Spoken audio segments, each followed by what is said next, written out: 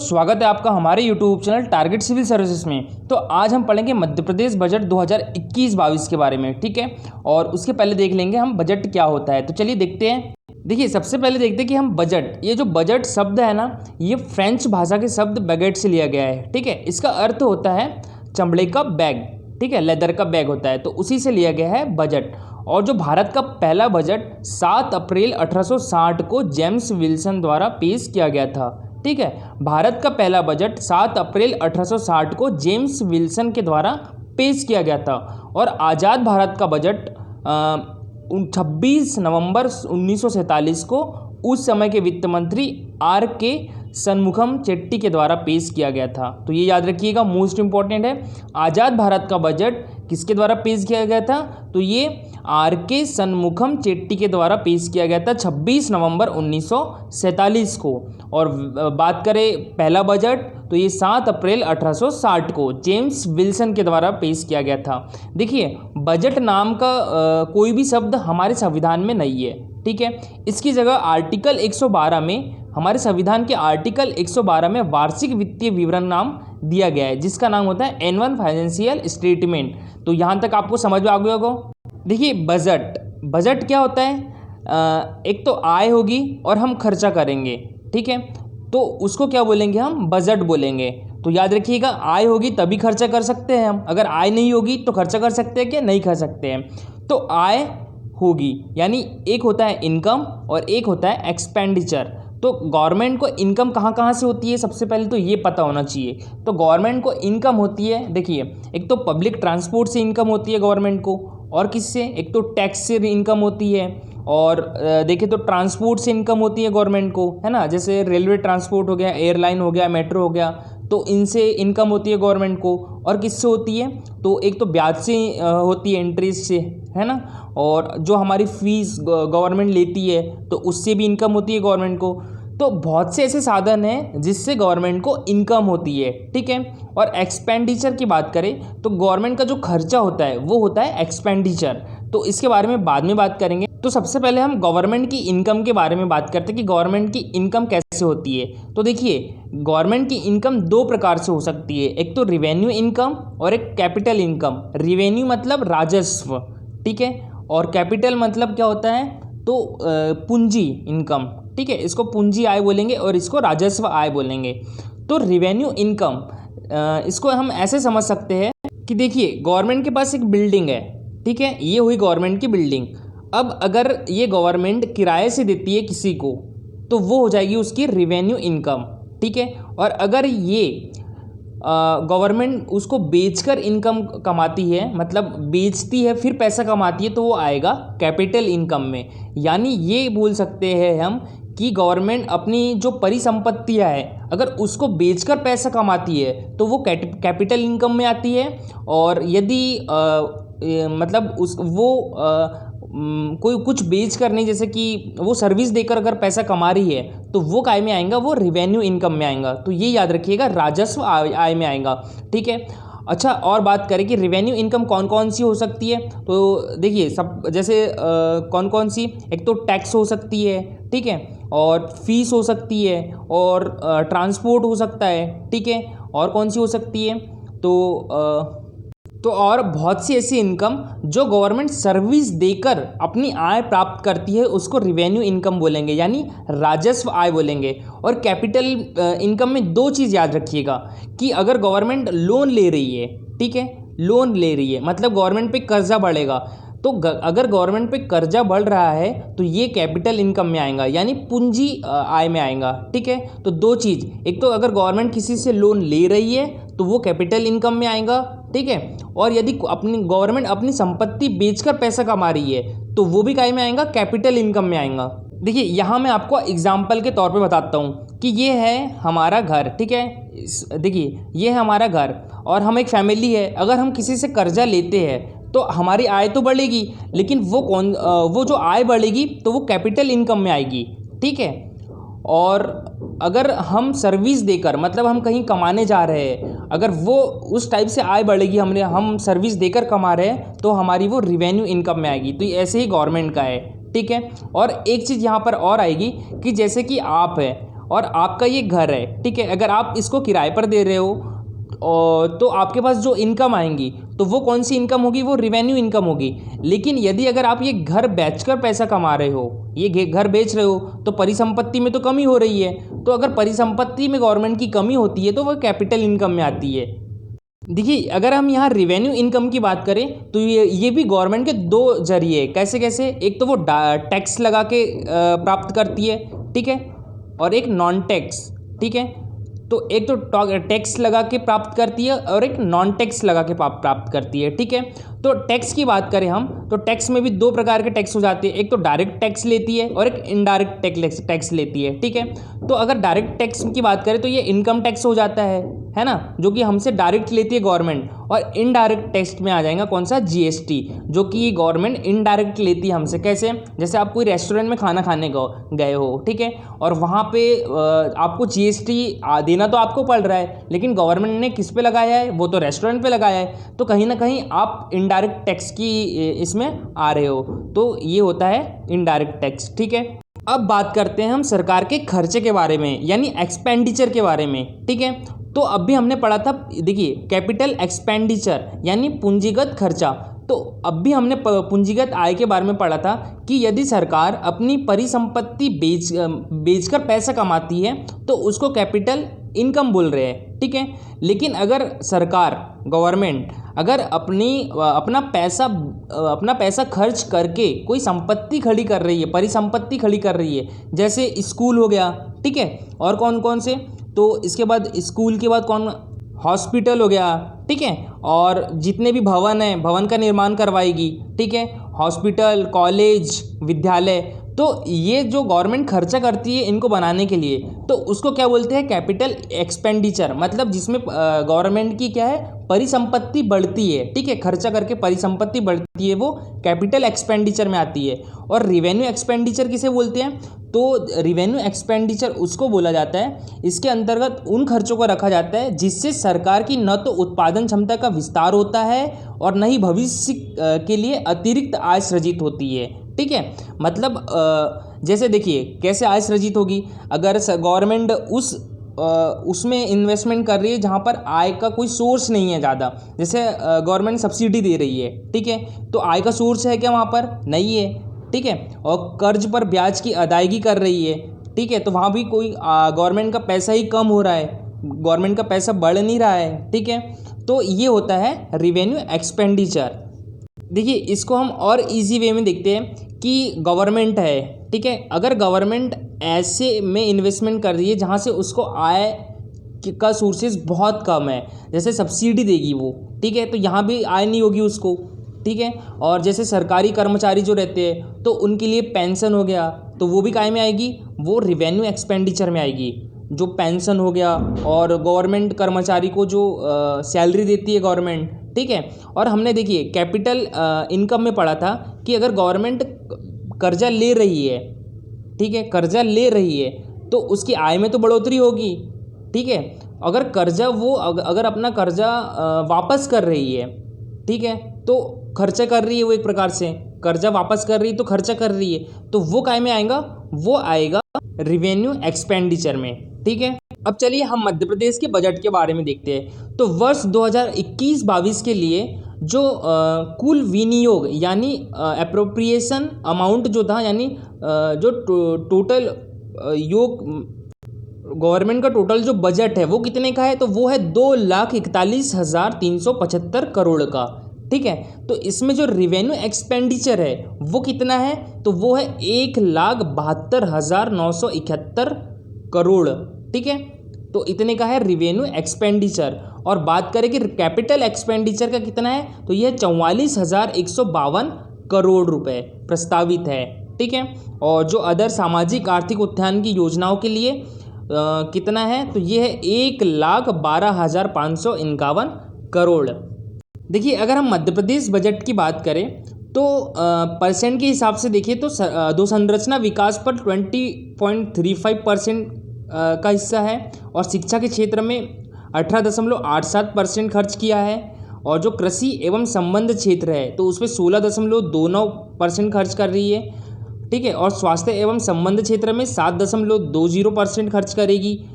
और यहाँ एक बहुत अच्छी बात है कि शिक्षा पर बहुत है, ठीक है। मिनिमम 40,000 करोड़ रुपए खर्च कर रही है गवर्नमेंट शिक्षा के क्षेत्र में। गरीब कल्याण में 5.51% है, ठीक है। और महिला विकास में 4.92% है। तो ये मोटा मोटा बजट परसेंट के हिसाब से दिया गया है। और यहाँ पर एक चीज़ और याद रखना, देखिए जो हमारी वार्षिक वित्तीय विवरण बजट जो आता है तो वो 1 अप्रैल से लेकर 31 मार्च तक की चलता है। ये तो याद होगा सबको, 1 साल का है ना। तो हमारा जो 21-22 का बजट आया है, ठीक है, तो ये चलेगा अभी आने वाले 1 अप्रैल से स्टार्ट होगा। तो इसमें गवर्नमेंट कहाँ पर खर्च करेगी और उसको कहाँ से इनकम होगी, तो वही होता है बजट। देखिए हमारे मध्य प्रदेश का जो बजट है उसमें आत्मनिर्भर मध्य प्रदेश के 4 प्रमुख स्तंभ है। कौन कौन से? तो ये है भौतिक अधोसंरचना, शिक्षा एवं स्वास्थ्य, अर्थव्यवस्था एवं रोजगार, और एक तो है सुशासन। तो ये 4 प्रमुख स्तंभ है और इसके अंतर्गत 9 मिशन संचालित होंगे। वो कौन कौन से हैं? तो एक तो है मिशन निर्माण, मिशन ग्रामोदय, मिशन नगरोदय, ठीक है, और एक मिशन निरामया। तो ये भौतिक अधोसंरचना के इसमें आ रहा है कौन कौन से? ये 3 मिशन, मिशन निर्माण, मिशन ग्रामोदय और मिशन नगरोदय, ये प्रारंभ किए जाएंगे भौतिक अधोसंरचना के इससे, ठीक है। और शिक्षा एवं स्वास्थ्य में कौन कौन से मिशन? तो 2 मिशन है, एक तो मिशन निरामय और एक मिशन बोधि है, ठीक है। और अर्थव्यवस्था एवं रोजगार में मिशन अर्थ, मिशन दक्ष और मिशन स्वावलंबन। तो ये याद रखिएगा। और सुशासन में एकमात्र मिशन कौन सा है? तो जनगण मिशन है, ठीक है। देखिए बजट के सबसे पहले प्रमुख बिंदु देख लेते हैं तो कौन कौन से हैं। तो एक तो अनुसूचित जनजाति पर कितने रुपए खर्च करेगी गवर्नमेंट? 24,911 करोड़ रुपए। और अनुसूचित जाति पर 17,980 करोड़ रुपए। और जो सरकारी प्राथमिक शालाओं की स्थापना हेतु 9,793 करोड़ का प्रावधान है, ये स्कूल शिक्षा के अंतर्गत, ठीक है। और जल जीवन मिशन हेतु 5,762 करोड़ रुपए का प्रावधान है। और माध्यमिक शालाओं हेतु 5,329 करोड़ रुपए का प्रावधान है, ठीक है। और अटल कृषि ज्योति योजना हेतु 4,600 करोड़ रुपए का प्रावधान है। और शासकीय हायर सेकेंडरी शालाओं हेतु 4,027 करोड़ का प्रावधान है। तो शिक्षा के क्षेत्र में हमारी मध्य प्रदेश गवर्नमेंट बहुत खर्च कर रही है, ये बहुत अच्छी बात है, ठीक है। समग्र शिक्षा अभियान हेतु 3,993 करोड़, ठीक है। और वित्त आयोग की अनुशंसा के अनुसार स्थानीय निकायों को अनुदान हेतु 4,394 करोड़ रुपए का प्रावधान है, ठीक है। और प्रवेश कर से नगरीय निकायों को हस्तांतरण हेतु 13,600 करोड़ का प्रावधान है। अब देखिए हमारे जो 4 प्रमुख स्तंभ है हमारे बजट के।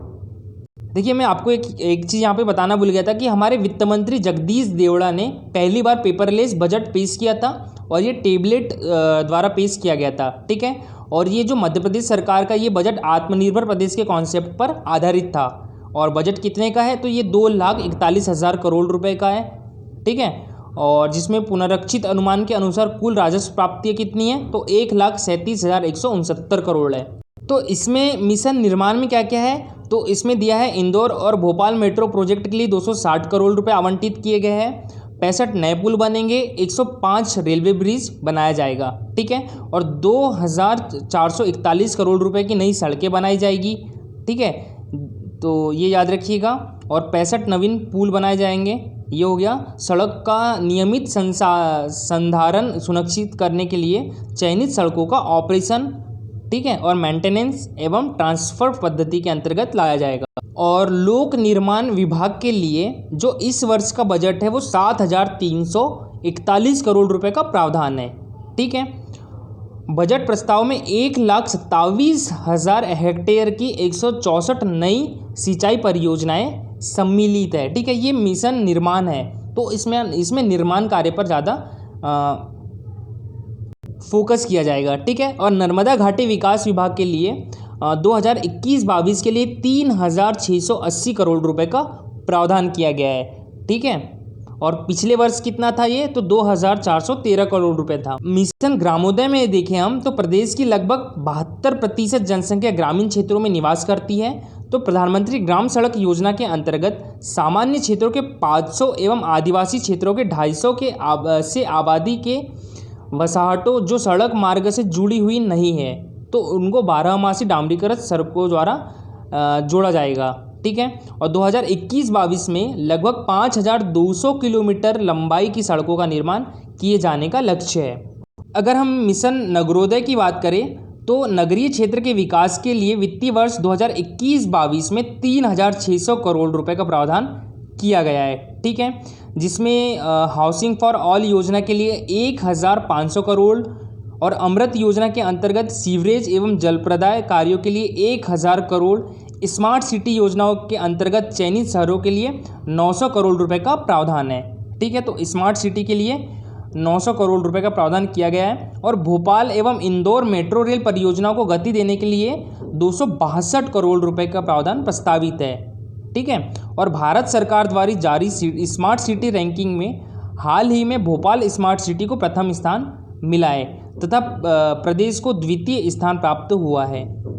देखिए, ग्रामीण जल जीवन मिशन के अंतर्गत 5000 करोड़ लागत की लगभग 9800 एकल ग्राम नल जल योजनाएं तथा 6128 करोड़ लागत की 4428 ग्रामों के लिए 11 समूह नल जल योजनाएं स्वीकृत की गई है। इन योजनाओं में वर्ष 2021-22 में 33 लाख घरेलू नल कलेक्शन उपलब्ध कराए जाने का लक्ष्य है। ठीक है, और इसके बाद हम देखें कि ग्रामीण एवं शहरी जल जीवन मिशन के लिए वर्ष 2020-21 बजट अनुमान में कुल 1364 करोड़ रुपए का प्रावधान रखा गया था। अब इसे 337%, याद रखिएगा 337% बढ़ाया जाकर 5962 करोड़ रुपए का प्रावधान किया गया है। ठीक है, देखिए बात करें विद्युत की तो विद्युत इलेक्ट्रिसिटी में अब प्रदेश में विद्युत उपलब्ध क्षमता कितनी हो चुकी है तो 21,361 मेगावाट हो चुकी है और दिनांक 31 दिसंबर 2020 को इतिहास में सर्वाधिक 15,425 मेगावाट की शीर्ष मांग की पूर्ति की गई थी। ठीक है, तो ये भी इम्पोर्टेंट है। और जो ऊर्जा विभाग की विभिन्न योजनाएं हैं जैसे यथा उपपारेषण प्रणाली सुदृढ़ीकरण, स्मार्ट मीटर लगाए जाने के लिए, ठीक है, और कृषि प्रधान वितरण ट्रांसफार्मर का मीटरीकरण और वितरण ट्रांसफार्मरों के फेल होने की दर को कम करना आदि के लिए वित्तीय वर्ष 2021-22 में 5728 करोड़ रुपए का निवेश का कार्यक्रम तैयार किया गया है। देखिए बात करें अब हम नवीन एवं नवकरणीकरण ऊर्जा की तो नीमच, शाजापुर, आगर, छतरपुर एवं मुरैना जिलों में 4500 मेगावाट क्षमता के सोलर पार्क विकसित किए जाने की योजना है। ठीक है, और ओमकारेश्वर खंडवा डिस्ट्रिक्ट में है तो यहाँ पर 600 मेगावाट के विश्व का सबसे बड़ा फ्लोटिंग सोलर पावर प्लांट विकसित करने की दिशा में कार्रवाई की जा रही है। तो इसका लक्ष्य है 2023 तक। ठीक है, और इसके लिए 3000 करोड़ रुपए का प्रावधान किया गया है और इसमें लगभग 500 लोगों को रोजगार मिलेगा। और बात करें देखिए फ्लोटिंग सोलर पावर प्लांट, इसका मतलब क्या होता है कि जो तैरते हुए सोलर पैनल लगाए जाएंगे। ठीक है, देखिए अब हमारे जो मिशन थे उसमें एक पार्ट यानी भौतिक अधोसंरचना कंप्लीट हो गया है। अब दूसरा पार्ट कौन सा है, शिक्षा एवं स्वास्थ्य है। तो इसमें कौन सा मिशन चलाया जाएगा, मिशन बोधि। तो चलिए इसको पढ़ते हैं।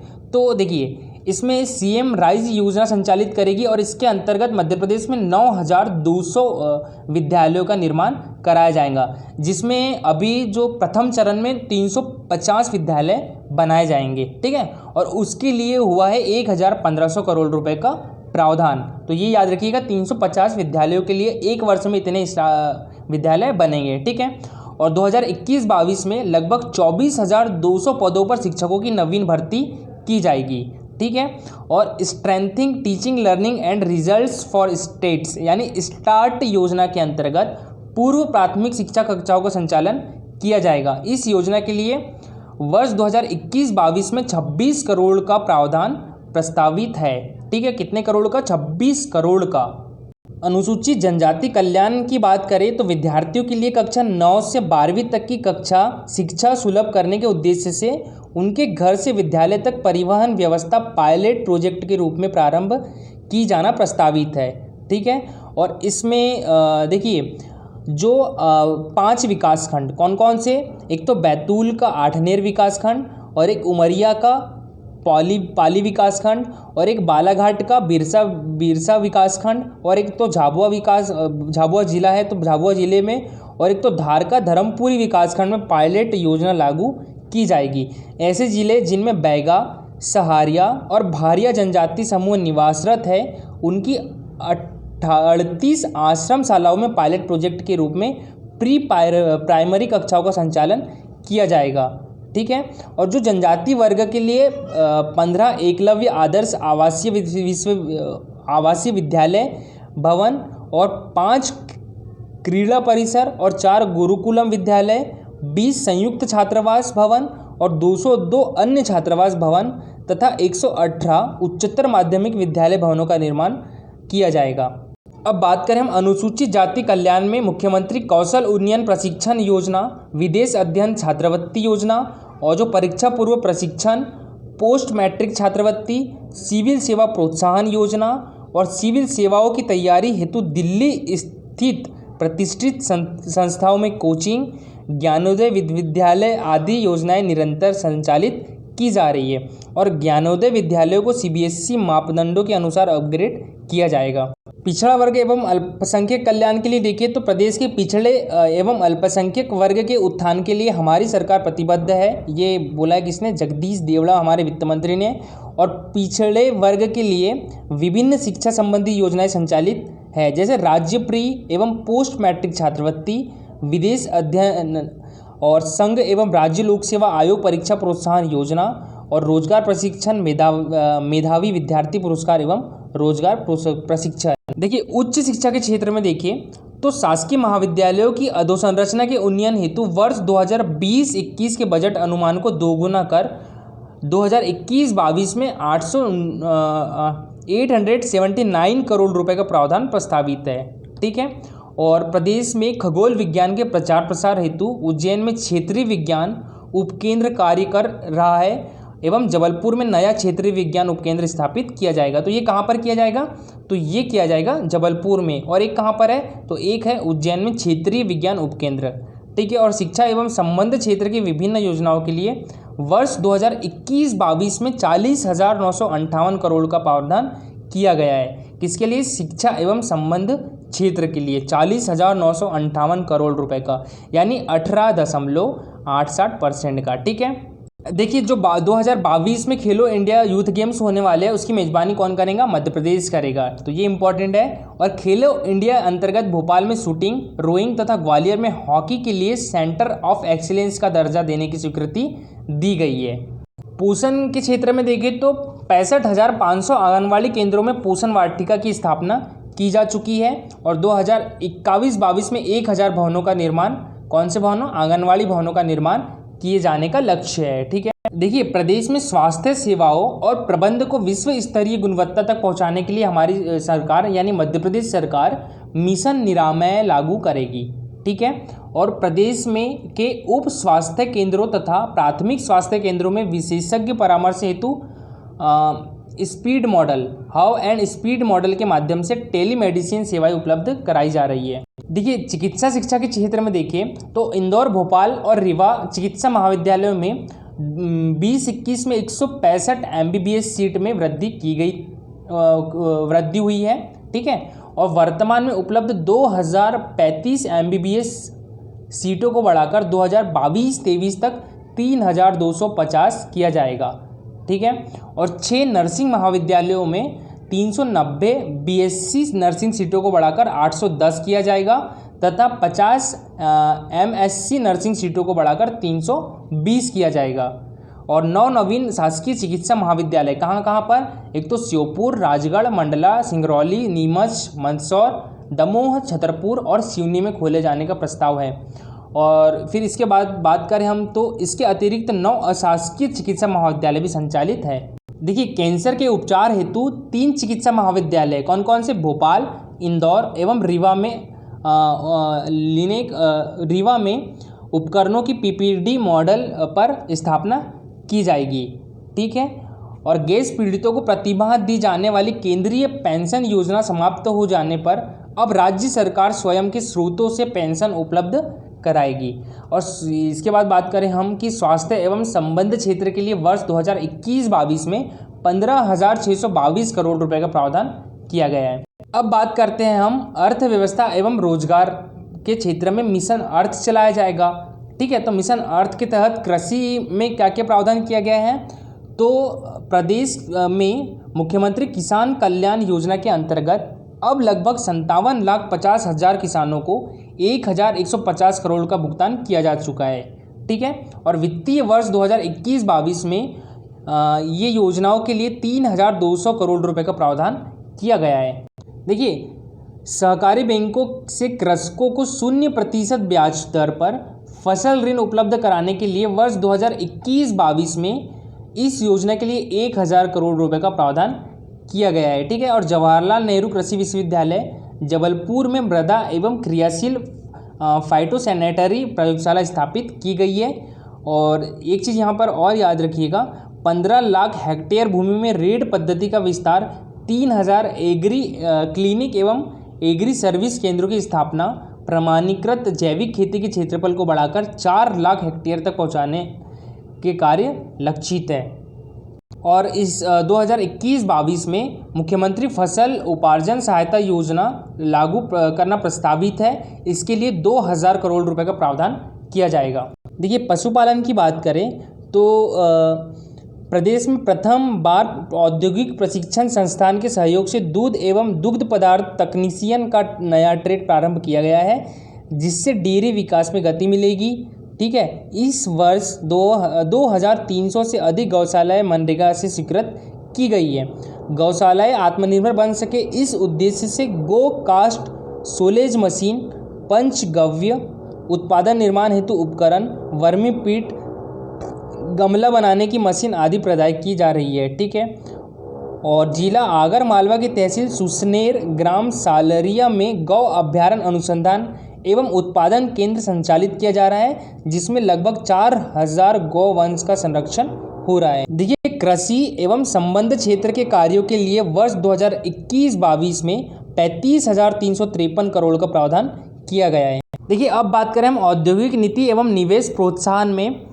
भारत सरकार की औद्योगिक नीति मेक इन इंडिया के अंतर्गत उद्योगों का सकल घरेलू उत्पाद में योगदान को बढ़ाकर 25% किया जाना लक्ष्य है। और उद्योग निवेश को आकर्षित करने के उद्देश्य से निवेशकों को उद्योग स्थापित करने के लिए किए गए पूंजीगत निवेश पर प्रोत्साहन राशि दी जाती है। प्रोत्साहन राशि के लिए वर्ष 2020-21 के बजट अनुमान 680 करोड़ को बढ़ाकर कितना कर दिया गया 2021-22 में, तो ये 1,437 करोड़ रुपए का प्रावधान किया गया है। ठीक है, और जो स्मार्ट सिटी शहरों में युवाओं के कौशल विकास हेतु स्टार्टअप के लिए इंक्यूबेशन सेंटर का निर्माण किया गया है। और बात करें यहाँ वित्तीय संस्थाओं के माध्यम से युवाओं के लिए स्वरोजगार के नए अवसर सृजित करने के उद्देश्य से एक नवीन योजना, कौन सी, मुख्यमंत्री स्वरोजगार योजना प्रारंभ किया जाना प्रस्तावित है। और वित्तीय वर्ष 2021-22 में इस हेतु 112 करोड़ रुपए का प्रावधान प्रस्तावित है। देखिए, मध्य प्रदेश ने ease of doing business ranking 2019 में 4थी रैंक प्राप्त करी थी। ठीक है, और इस उद्देश्य से शासकीय विभागों से आवश्यक सम्मतियाँ एवं अनुमतियाँ 30 दिवस के अंदर प्रदान की जाएगी। ठीक है, देखिए, पर्यटन की बात करें तो पन्ना में डायमंड म्यूजियम स्थापित किया जाएगा। और जो जटाशंकर जिला छतरपुर में रोपवे निर्माण प्रस्तावित है। मिशन दक्ष की बात करें तो स्वरोजगार योजनाओं में वित्त पोषित ऐसी नवीन इकाइयाँ जो उपभोक्ता सामग्री का उत्पादन कर रही हो, इनको विंध्या वैली ब्रांड से जोड़े जाने का लक्ष्य है। ठीक है, और करगा एवं हस्तशिल्प उत्पादों के ब्रांड मृगनयनी खादी एवं ग्रामोद्योगों के ब्रांड कबीरा एवं विंध्या वैली को ई-कॉमर्स प्लेटफॉर्म से जोड़ा गया है। तकनीकी शिक्षा, कौशल विकास एवं रोजगार, तो देखिए, प्रदेश में 2 engineering college, 5 polytechnic college centre of excellence स्थापित किया जाना प्रस्तावित है। और इसमें वन की बात करें तो देखिए, जो वन विभाग द्वारा इसमें क्या दिया गया है, तो 13 जिलों में 86 स्थानों पर वनधन केंद्र का विकास किया जा रहा है। ठीक है, और प्रदेश के 4 नेशनल पार्क कान्हा, बांधवगढ़, पेंच और सतपुड़ा में बफर में सफ़र तथा नाइट सफारी की सुविधा प्रारंभ की गई है। और अभी आपने देखा होगा कि वन विहार भोपाल है, वहाँ पर भी आज से स्टार्ट हो जाएगी नाइट सफारी। ठीक है, तो ये 4 हो गई और 5 हो जाएगी नाइट सफारी की शुरुआत 5 राष्ट्रीय उद्यानों में। अब ये लास्ट स्तंभ है कौन सा, सुशासन। इसके अंतर्गत चलेगा मिशन जन गण। तो इसमें लोक सेवा गारंटी कानूनों में संशोधन कर मान्य अनुमोदन, ठीक है, का प्रावधान किया गया है। अब चिन्हित सेवाओं प्राप्त करने संबंधी आवेदन यदि तय समय सीमा में निराकृत न हो तो नागरिकों को पोर्टल में स्वतः ऐसी सेवा प्रमाण पत्र प्राप्त हो जाएंगे। और इस क्रम में एकत्व कार्यक्रम के अंतर्गत एकल नागरिक डाटाबेस तैयार किया जाएगा। देखिए हमारे मध्य प्रदेश में सम्मान एवं मुस्कान अभियान चलाया गया था। सम्मान अभियान क्यों चलाया गया था, तो ये महिलाओं अपराधों पर अंकुश लगाने के लिए चलाया गया था। और जो मुस्कान अभियान चलाया गया था, तो जो बच्चे लापता हो चुके हैं उनका पता लगाने के लिए मुस्कान अभियान चलाया गया था। देखिए कानून व्यवस्था की बात करें तो वित्तीय वर्ष 2021 में प्रदेश में लगभग 4000 पदों पर आरक्षक की भर्तियां की जाएगी। और पुलिस अधिकारियों एवं कर्मचारियों तथा उनके परिवार को आपातकालीन परिस्थितियों के लिए भोपाल में पुलिस चिकित्सालय का निर्माण शीघ्र ही प्रारंभ किया जाएगा, ठीक है। और पुलिस कर्मियों के उपचार संबंधी मध्य प्रदेश पुलिस स्वास्थ्य सुरक्षा योजना के अंतर्गत चिकित्सा में प्रतिपूर्ति मद के रुपए 20 करोड़ का प्रावधान प्रस्तावित है। और खाद्य सुरक्षा के लिए बात करें हम तो उपभोक्ताओं को अपनी राशन सामग्री प्राप्त करने हेतु अधिक दूरी तय न करना पड़े, इस हेतु प्रत्येक ग्राम पंचायत पर उचित मूल्य की दुकानें खोली जाना लक्षित है। और जो नवीन दुकान आवंटन में 1/3 दुकानें में महिलाएं संस्थाओं को देने का प्रावधान है, ठीक है। और दोस्तों आज के लिए इतना ही। अगर लेक्चर अच्छा लगा हो तो लाइक और शेयर ज़रूर करिएगा। और देखिए ये बजट में कहीं ना कहीं भी रोज़गार की तो बात हुई ही नहीं है, आत्मनिर्भर की ही बात हुई है। और तो अब देखना है कि कितना आत्मनिर्भर बनता है हमारा मध्य प्रदेश, ठीक है। तो लेक्चर अच्छा लगा हो तो लाइक शेयर ज़रूर करिएगा। Thank you for watching this video.